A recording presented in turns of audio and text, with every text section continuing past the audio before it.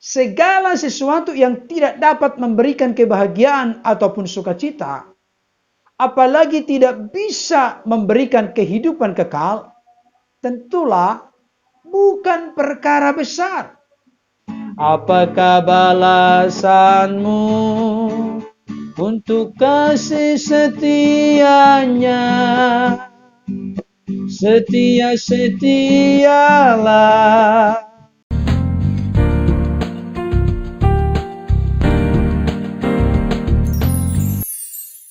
Shalom, salam sejahtera dalam kasih Tuhan kita Yesus Kristus.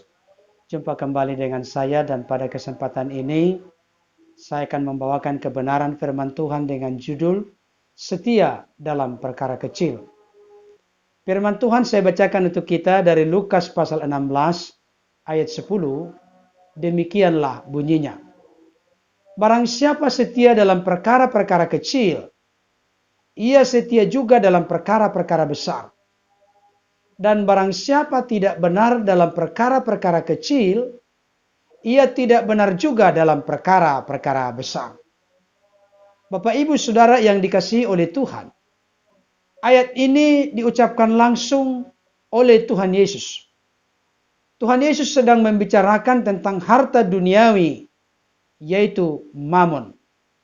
Kata mamon berasal dari bahasa Kasdim yang artinya rumah harta benda dan kekayaan. Sehingga kata tersebut dipakai untuk menuhankan kekayaan.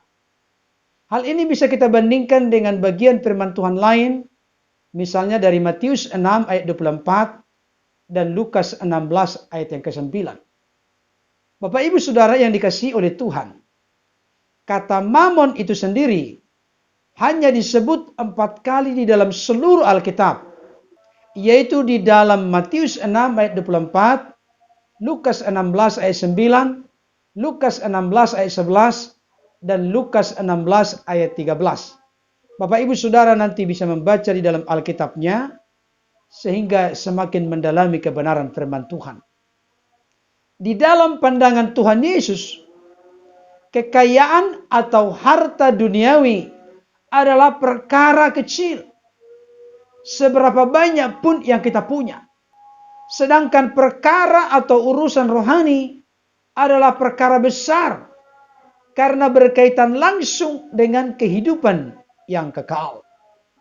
Maka jika ada orang yang tidak setia pada perkara-perkara kecil, maka ia pun tidak akan setia pada perkara-perkara besar. Bagaimana kita bisa dipercaya dalam dunia pelayanan soal urusan harta dunia atau uang saja kita tidak setia atau tidak benar? Ada orang yang mempersoalkan statement atau pernyataan Tuhan Yesus ini. Soal harta dunia atau uang kok dianggap soal kecil?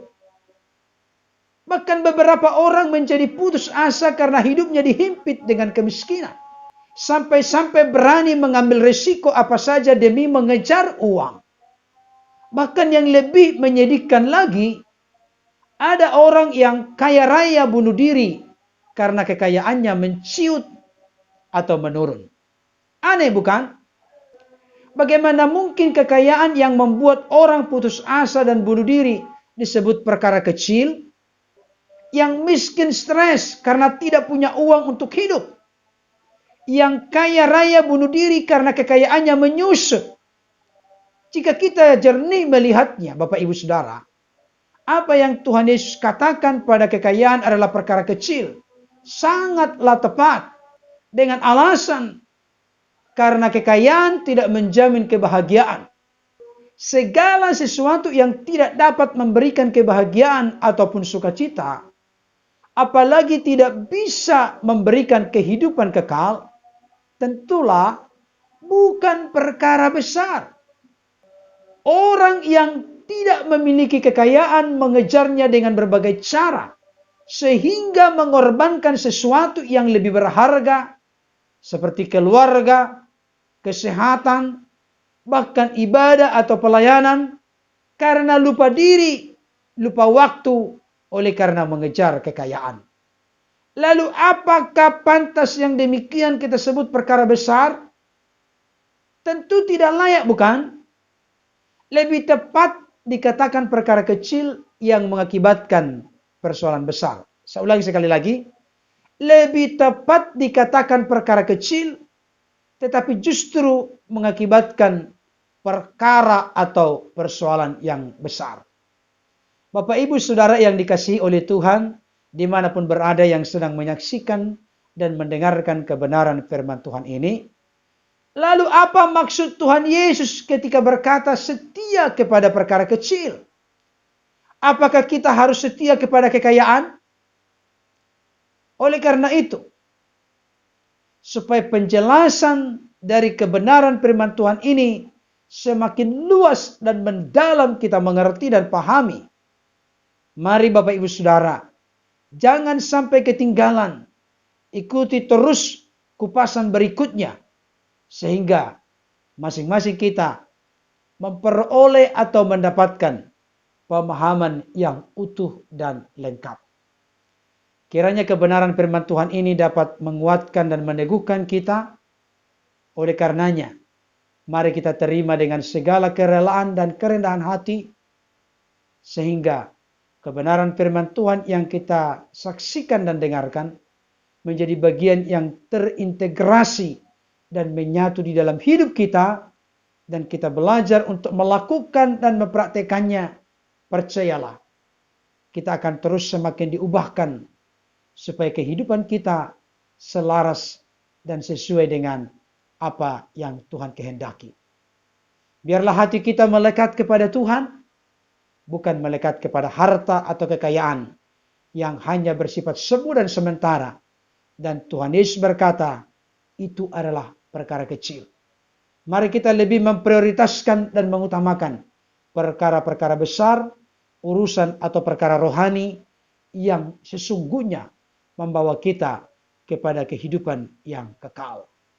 Saya akan mengakhiri kebenaran firman Tuhan ini dengan menyanyikan satu pujian, Setia, Setialah.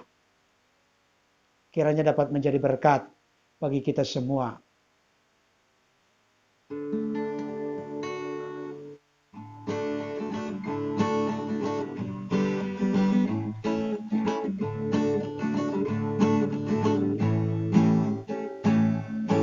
Setia, setialah,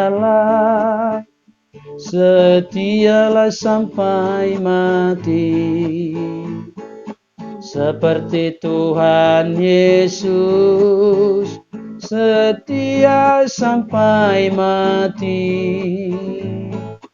Apakah balasanmu untuk kasih setianya?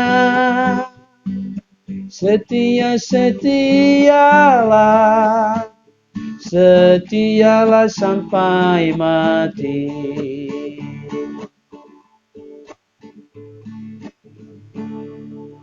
Bapak Ibu Saudara, saya sangat diberkati dengan pujian yang praktis, singkat, dan sederhana ini. Marilah kita setia kepada Tuhan, bukan setia atau mengabdi kepada kekayaan, harta atau mamon. Karena Yesus sangat jelas berkata dalam khotbah di bukit, sebab di mana hartamu berada, di situ juga hatimu berada. Mari kita mengabdi kepada Tuhan, bukan mengabdi kepada mamon, atau bukan mempertuhankan mamon, uang, harta benda, atau kekayaan. Saya tidak sedang mengatakan bahwa kekayaan itu tidak perlu, uang tidak perlu, tidak saudaraku. Tapi mari hati kita jangan melekat kepada uang atau harta.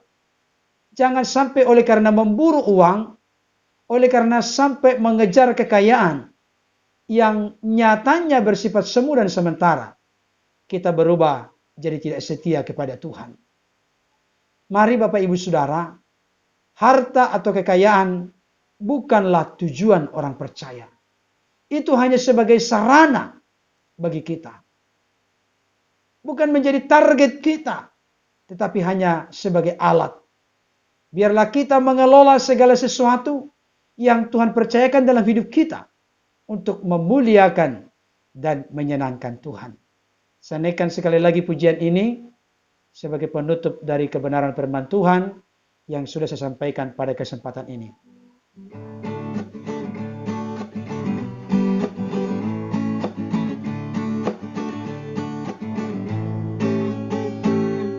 Setia-setialah, setia sampai mati, seperti Tuhan Yesus, setia sampai mati. Apakah balasanmu untuk kasih setianya? Setia-setialah, setialah sampai mati. Setia-setialah, setia sampai mati. Seperti Tuhan Yesus, setia sampai mati. Apakah balasanmu untuk kasih setianya? Setia-setialah, setia sampai mati. Setia-setialah, setia sampai mati. Setia-setialah, setia sampai mati.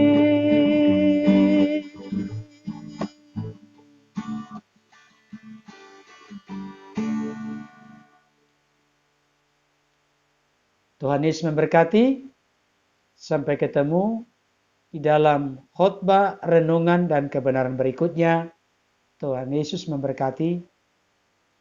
Amin.